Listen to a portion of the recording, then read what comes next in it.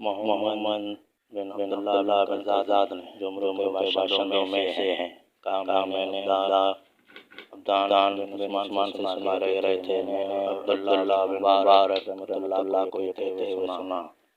سنان سلسلہ سند سے حدیث روایت کرنا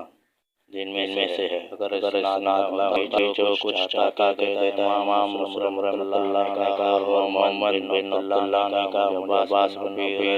رضمہ نے حدیث سنائی کہا میں نے عبداللہ بن مبارک کو یہ کہتے ہوئے سنا ہمارے اور لوگوں کے درمیان فیصلہ کوئی چیز بیان کی جانے والی خبروں کے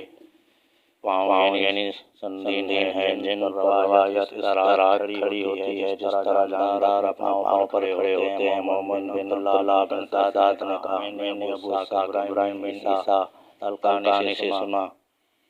کہا میں نے عبداللہ بن مبارک سے کہا ابو عبدالرحمن وہ حدیث کیسی ہے جو الفاظ میں یہ نیکی کے بعد دوسری نیکی یہ ہے کہ تم اپنی نماز کے ساتھ والدین کے لیے نماز پڑھو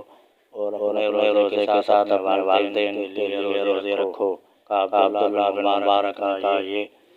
کس کی سنت سے ہے کہا میں نے عرض کی شہادت خراش کی بیان کردہ حدیث ہے انہوں نے کہا سکا ہے پھر کس سے میں نے عرض کی حجاج بن دینار سے کہا سکا ہے پھر کس سے کہا میں نے عرض کی رسول اللہ صلی اللہ علیہ وسلم نے فرمایا کہنے لگے ابو حجاج بن دینار اور رسول اللہ صلی اللہ علیہ وسلم کے درمیان مسافت ہیں جن کو عبور کرتے ہوئے اونٹوں کی گردنیں کٹ کر گر جاتی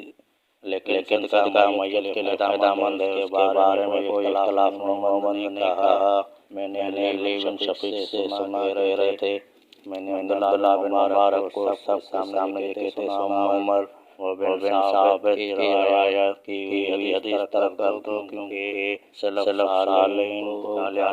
کیا کرتا تھا